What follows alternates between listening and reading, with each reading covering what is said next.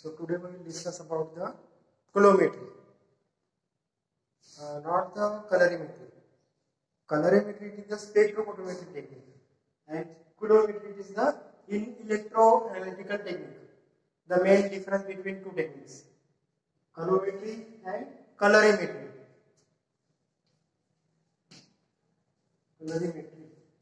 Colorimetry is the spectrophotometric technique, and coulometry is the electroanalytical technique. The next is coulometry, means the quantity of coulometry is the mean the quantity of electricity in coulomb.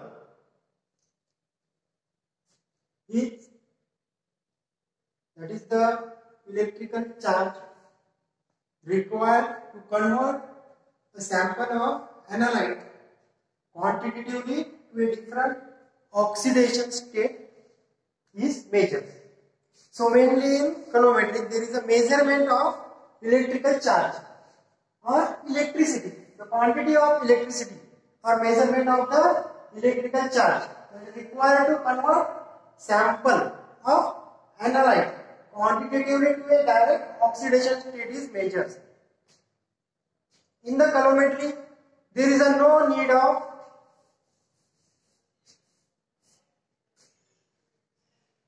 titrant to add the analyte solutions. Suppose we will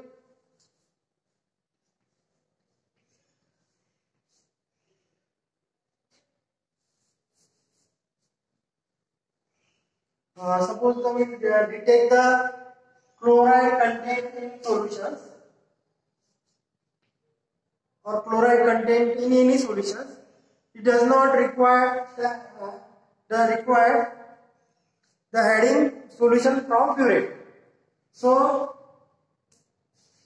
in coulometric method there is no need of burette or no need of the standard solution, that is the AgNO3 or silver nitrate solution. Generally we detect the chloride by using the silver nitrate solution in burette, but by coulometric titrations or coulometric methods of analysis there is no need of standard AgNO3 solutions, or we direct detect the content or direct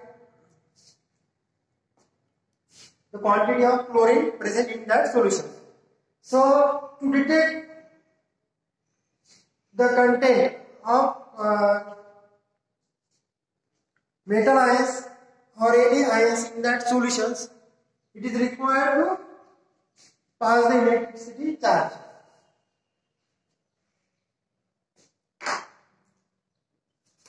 Suppose nickel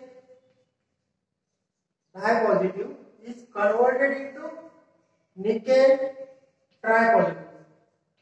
There is a one electron required to oxidation for nickel. Nickel dipositive is converted into nickel tripositive by requirement of one electrons here. That is the oxidized. Nickel dipositive is oxidized into nickel tripositive. Or copper dipositive is oxidized into copper tripositive.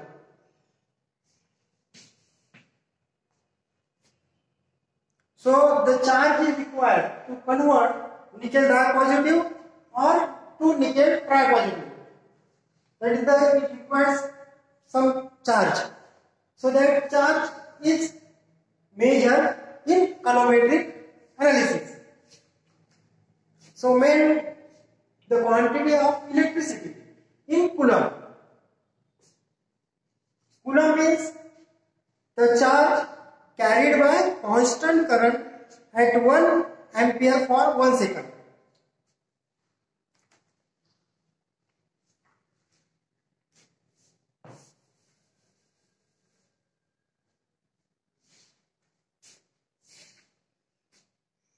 In coulomb. So coulomb means the charge carried by constant current. Charge carried by constant current of 1 ampere per second.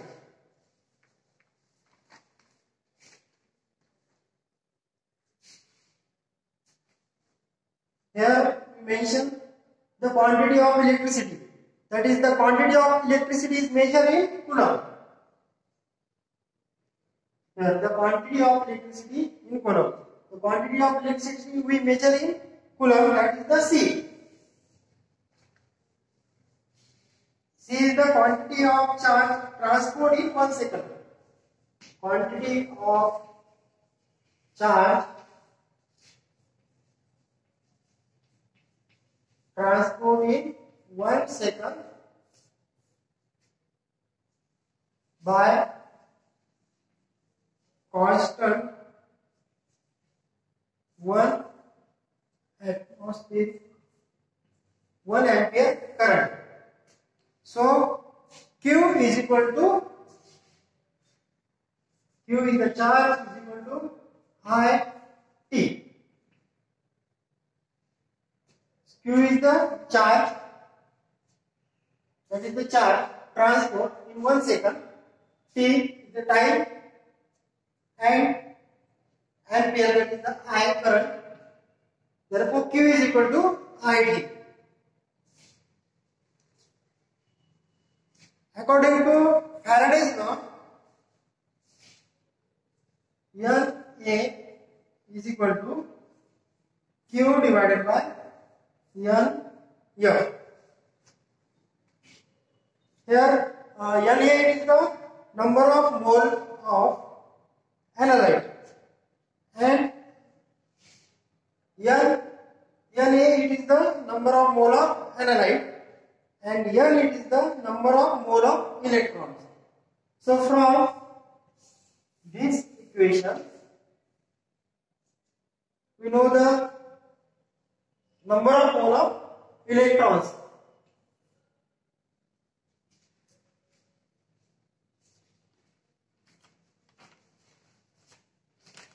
So this is the main principle of calorimetric analysis. There are two main type of calorimetric analysis. One is the control potential calorimetric analysis. Calorimetric analysis at control potential. Second is the calorimetric analysis at constant current. First, calorimetric analysis at control potential.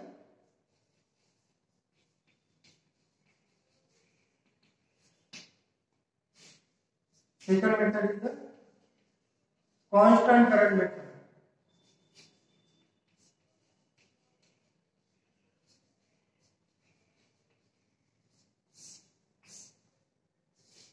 Calorimetry is the modified of electrogrammetric technique. Since electrogrammetric technique we require the weight of the electrode, dry electrode, and then wet electrode. This is the long time process. So in calorimetry does not require any weight of that electrode, dry of that electrode. Calorimeter, it is the automatic instrument. So in calorimeter directly the electrolytic cells we add the solutions that determine the content of that solutions we add in the electrolytic cells in instrument. And instruments, it is the electrical starter. Thus calorimetry, there are two types: control potential calorimetry and constant current method. So we see the control potential calorimetry.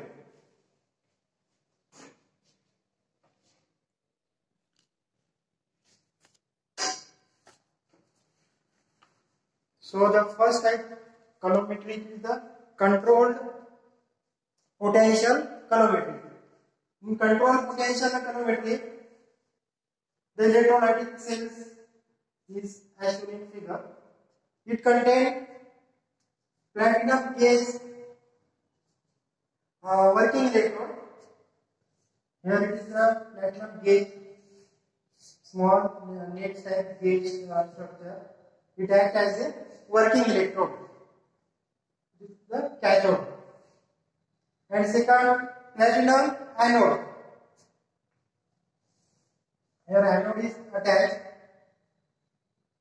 Platinum anode is the counter electrode. And third, it is the standard calomel electrode. It is the reference electrode.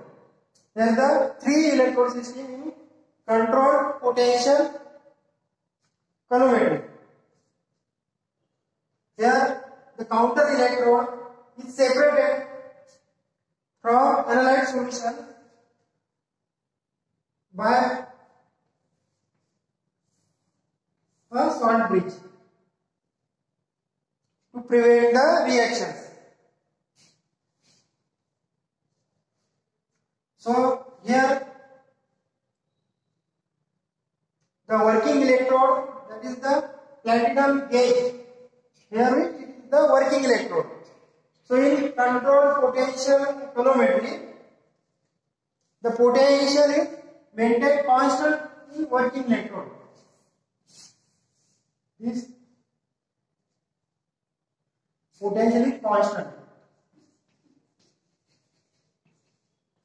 or in working electrode. So there are many applications of controlled potential calorimetry. So first application of controlled potential calorimetry, here it is applied the potentiometer to maintain the potential. So we will see the application of controlled potential calorimetry. The first application of controlled potential calorimetry is the detection of the mixtures of metal ions. As in electrogrammetry, we see the detect many mixtures of metal ions in the solutions. But in electrogrammetry technique, we require to remove the electrode and take a weight of that metal ion, and again insert the same metal ion electrode in the solutions. But in controlled potential calorimetry, there is no need of weight of that electrode or dry of that electrode. So this long process is avoided in controlled potential calorimetry. The first application of controlled potential calorimetry is determine the mixtures of metals in inorganic chemistry.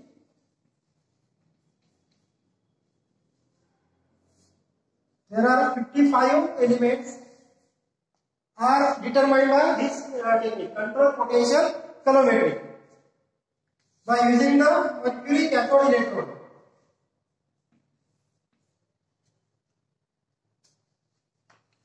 As we earlier discussed in the principle,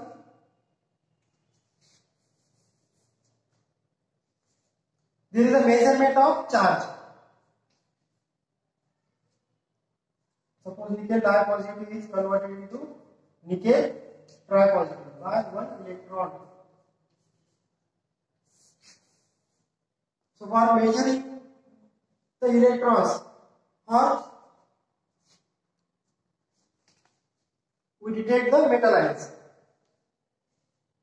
Second applications of control potential calorimetry in the radiometric analysis of radioactive material. Radioactive material analysis.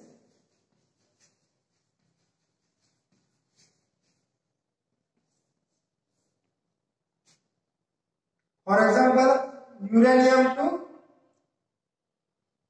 plutonium.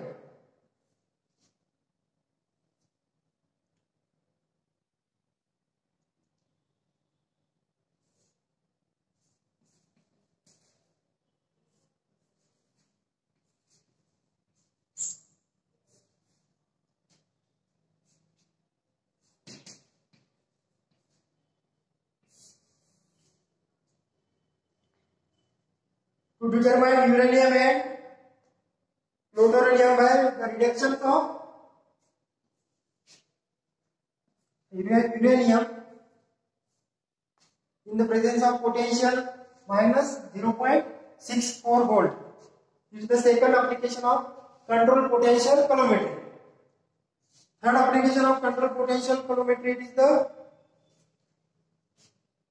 very minute or the determine the small quantity of samples. If the analyte is 0.01 to 1 milligrams,